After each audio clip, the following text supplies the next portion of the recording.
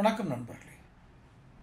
Revenge bedtime procrastination, தூக்கத்தை தள்ளி போட்டு பழி வாங்குதல்.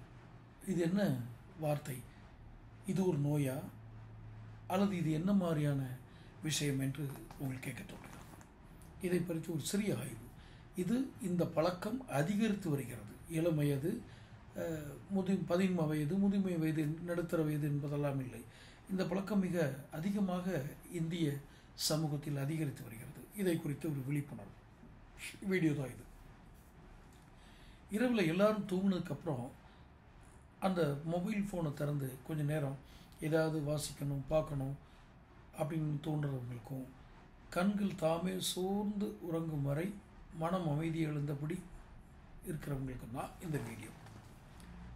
இது என்ன தெரிந்தே இப்படி தூக்கத்தை தள்ளி போடுவது தனியாக ஒரு நோய் இல்லை என்னாலும் இந்த வாழ்க்கை முறை சார்ந்த சிக்கல் வேறு சில உடல் உபாதைகளுக்கு வழிவகுக்கும் அப்படின்னு மருத்துவர்கள் சொல்கிறாங்க.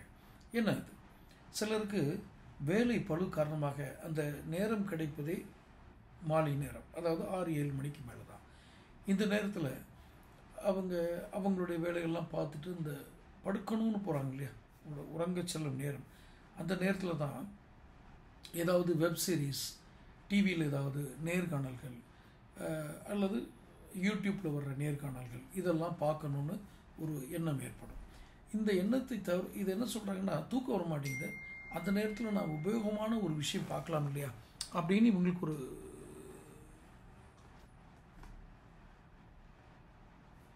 ஒரு எண்ணம். அப்போ இந்த நேரத்தில் என்ன பார்க்குறோம், இதை நீங்கள் பண்ணிட்டு இருந்தீங்கன்னா, ஒருவேளை இது ரொம்ப இரவில் ரொம்ப நேரம் இதை பார்த்துட்டு கண்கள் தானாக சோர்ந்து காலில் எழுந்திரிக்கிறது ரொம்ப சிரமமாக இருக்கும். பாதி நாளை காணாமல் போயிடும். ஆனாலும் அவங்களுக்கு தூக்கத்தை விட இந்த விஷயங்கள் முக்கியமாகப்படுகிறது. இப்படி செய்வது ஒருவர் நேரத்தின் மீது நம்ம கட்டுப்பாடு, இப்படி தான் நீங்கள் தூங்கணும், இப்படி தான் இது பண்ணணும்னு சொல்கிறது அர்த்தம் அல்ல. இதில் நிறைய பேருக்கு நிறைய என்ன சொல்கிறதுன்னா, செல்ஃபோன் இல்லாமல் தூக்கமே வரதில்லை அப்படின்னு. 2 மணி நேரமாவது இந்த செல்ஃபோன் பார்க்கணும் இரவில் மட்டும் நான் சொல்கிறது. அப்போ காணொலி, இப்போ ஒரு வீடியோகிராஃபர்னு வச்சுக்கோங்களேன், அவருக்கு என்னென்னா நாள் முழுவதும் நிறைய பதிவுகளை ரெக்கார்ட் பண்ணி கொடுத்துட்டு தூங்கலான்னு போனாலும் தூக்கம் வராது. செல்ஃபோனில் இன்ஸ்டாகிராம், யூடியூப்பில் இரவு 1 மணி 2 மணி வரைக்கும் அப்படி பார்த்துட்டு 8 மணி வரைக்கும் தூங்கிடும்போது கிட்டத்தட்ட அவங்களுக்கு அந்த நாளுடைய சோர்வாக தான் இருக்கும். 8 மணி 9 மணிக்கு எந்திரிச்சு என்ன பண்ண போகிறாங்க அப்படிங்கிறது. ஏன்னா இரவில் இன்ஸ்டாகிராமில் ஒரு ரீலில் மாற்றி பார்க்குறதுல, அவங்களுடைய இன்ஸ்டாகிராம் குரூப்புகளை பகிர்ந்துக்கிறதுல, தனியாக ஒரு குழுவில் அது குறித்து அரட்டை எடுத்து கொண்டிருப்பது, இதெல்லாம் இவர்களுக்கு நடக்கிறது. ஏன்? இரவில் யூடியூப்பில் வர்ற முக்கியமான கருத்துக்களை கொண்ட நேர்காணல்களை பார்க்குறது சிலருக்கு பழக்கமாகிடுது. நேரத்தை உபயோகமாக தானே கழிப்பதாக அவங்க சொல்கிறாங்க. அசோக்குமார்னு ஒருத்தர் அதில் பதிவே பண்ணியிருக்காரு டொமைனில். எப்படி தூக்கம் வரல, அந்த நேரத்தை நல்ல விஷயங்களுக்காக பயன்படுத்திக்கலாமே. சரி, இப்போ ஒரு பெண் இருக்காங்க, சங்கீதா, பேர் மாற்றிருக்கோம், தனியார் தொலைக்காட்சியில் செய்தியாளராக இருக்காங்க, நியூஸ் ரிப்போர்ட்டர். இப்போ அவங்க என்ன பண்ணுறாங்க, எனக்கான நாள் முழுவதும் வேலை பண்ணிட்டு வந்தானா இரவு உணவு சமைச்சோ இல்லை உணவு சாப்பிட்டுட்டு எப்படி 11 மணி ஆயிரும் நான் பெட்டுக்கு போகிறதுக்கு. 10 மணி வரை அவங்க மனசுக்குள்ளே வேலையை பற்றி ஒரு சிந்தனையே ஓடிக்கிட்டு இருக்கோம். வேலை எப்படி, இன்றைக்கி வேலை எப்படி இன்டர்வியூ பண்ணோமா, அந்த இன்டர்வியூக்குள்ளே எப்படி கரெக்டாக நம்ம ப்ராட்காஸ்ட்டுக்கு அனுப்பணுமா, இது மாதிரி நினச்சிட்டே இருக்கனால தூக்கம் வரதில்லை. அப்போ அதுக்கு இடையில் அவங்க ஒரு பிரேக் எடுக்கணுன்றதுக்காக என்ன பண்ணுறாங்க, மற்ற டொமைனில் இருக்கிற வேறு ரீல்ஸ், இன்ஸ்டாகிராம், யூடியூப் இதெல்லாம் பார்க்குறாங்க. இதை பார்க்கும் ஆர்வம் ஏன் தூண்டப்படுகிறதுனா, ஒரு மாற்று வழி வேண்டும். நாள் முழுவதும் ஒரே ரிதத்தில் உடல் வேலை செய்யும்போது எங்களுக்கான மாற்று ரிதம் வேணும். ஒரு ஒரு ஒரு ஆல்டர்னேட்டிவ் ரிதம் இருக்கணும். பீஸ் ஆஃப் ரிதம் அப்படின்னு சொல்கிறதுல எங்களுக்கு ஒரு ஆல்டர்னேட்டிவ் இது இருக்கணும் அப்படின்னு சொல்லி அவங்களுக்கு ஒரு எண்ணம் ஏற்படுது. அப்போ என்ன பண்ணுறாங்க, யூடியூப்பில் உட்காந்து பார்க்குறது, இன்ஸ்டாகிராமில் பார்க்குறதுலாம் ஆரம்பிச்சிடுறாங்க. இந்த ஆல்டர்னேட்டிவ் ரிதம் அப்படிங்கிறது தூக்கம் இல்லை, கவனக்குறைவால், இதனால் என்னென்ன விளைவுகள் ஏற்படுது அப்படிங்கிறதுக்கு, தூக்கத்தை இழக்கிறதுனால குற்ற உணர்ச்சியாக கூட இருக்கும். இந்த மாதிரி கூட நம்ம தூக்கத்தை இழக்கிறோமே, அப்போ என்ன கவனக்குறைவு வருது. அவங்க தெரிஞ்சே தான் இதில் ஈடுபடுறாங்க. இதில் என்ன இது பண்ணுறாங்க, ஃபியர் ஆஃப் மிஸ்ஸிங் அவுட் அப்படின்னு இப்போ இருக்க தலைமுறை ஒன்று சொல்கிறாங்க. ஃபியர் ஆஃப் மிஸ்ஸிங் அவுட்னா, நான் இன்ஸ்டாகிராமில் தொடர்ந்து என் நண்பர்களுக்கு நான் ரீல்ஸை பதிவு பண்ணலை அல்லது தொடர்பில் இல்லை அப்படின்னா, ஃபியர் ஆஃப் மிஸ்ஸிங், நான் அந்த குரூப்லேருந்து மிஸ் ஆகிடுவேன் அப்படிங்கிறதுக்காக நட்பு வட்டாரத்திலேருந்து நீக்கப்பட்டுருவோன்றதுக்காக அப்படி ஒரு பயம் இருக்கனால ஆன்லைனில் தொடர்ந்து நேரம் செலவழிப்பதாக சொல்கிற இளம் தரையம், ஃபியர் ஆஃப் மிஸ்ஸிங் அவுட். இது பணிச்சுமை காரணமாகவும் வருது. தொழில்நுட்பம் வேகமாக மாறிவிட்ட காலத்தில் தொழில் சந்தையில் ஒருவர் தன் மதிப்பை தக்க வைத்துக்கொள்ள தொடர்ந்து கற்றுக்கொண்டே இருக்க வேண்டும். தன் தொழிலை நிலைநிறுத்தி கொள்ள தொடர்ந்து கற்றுக்கொண்டே இருக்க வேண்டும். புதிய திறன்களை வளர்த்து கொண்டே இருக்க வேண்டும் அப்படின்னு வேர்ல்டு எக்கனாமிக் ஃபோரம் அப்படிங்கிற உலக பொருளாதார அமைப்பு சொல்லுது. அப்போ எப்போதுமே வேலையிலிருந்து மனதை அகற்ற முடியாததும் இந்த பழக்கத்துக்கான காரணம்னு தனியார் ஐடி நிறுவனத்தில் வேலை பார்க்குற ஒரு நண்பர் சொல்கிறார். என்ன, நீங்கள் அப்டேட் ஆகிட்டே இருக்கணும். குறிப்பாக ஐடியில் இருக்கவங்க தொடர்ந்து அப்டேட் பண்ணிவிட்டு தன்னுடைய திறமைகளை, தங்களுடைய நாலேஜ், அந்த விஷனை மாற்றிக்கிட்டு அப்டேட் பண்ணிக்கிட்டே இருந்தால் தான் அவங்க வேலையில் தக்க வைக்க முடியும். அதாவது எப்போதுமே வேலை சார்ந்த எண்ணங்கள் தான் கேள்விகள் ஓடிக்கொண்டே இருக்கும். மனது வேலையிலேருந்து எந்த இடத்துலையும் விலக்கி வைக்க முடியாது. ஏன்னா இன்றைக்கி பண்ண வேலை நாளைக்கு வேறு விதமாக நம்ம பண்ணணும், அதுக்கான ஸ்கில் நம்மக்கிட்ட இருக்கா? இப்படியே தொடர்ந்து போயிட்டு இருந்தால் இவங்க நம்மளை வேலையை விட்டு தூக்கிடுவாங்க.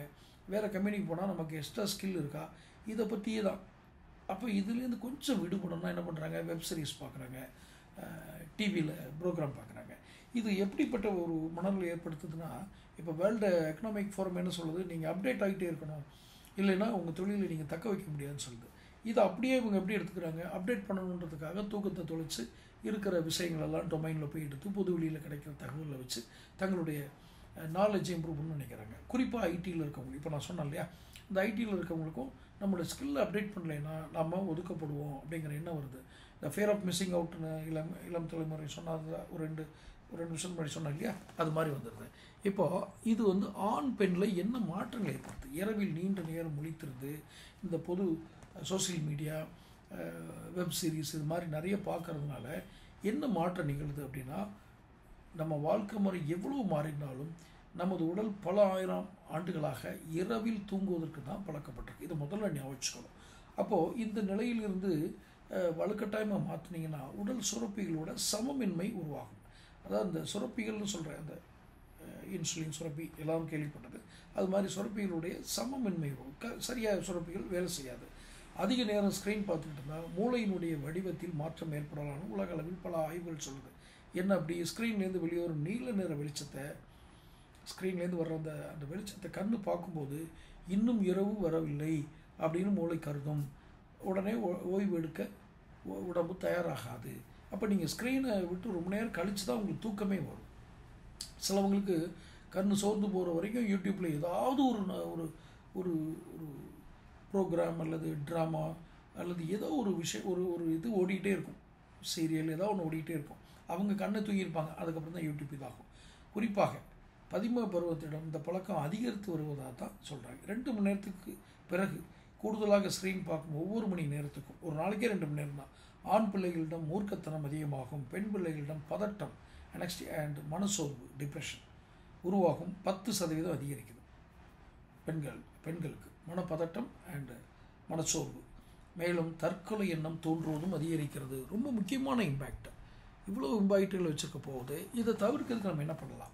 சரி, பகல் நேரத்தில் உறங்குறதை தவிர்த்துக்கணும். மேக்ஸிமம் வேலைக்கு போகிறவங்களுக்கு அந்த வாய்ப்பு இல்லை, இருந்தாலும் பகல் நேரத்தில் தூங்குவதை தவிர்ப்பது.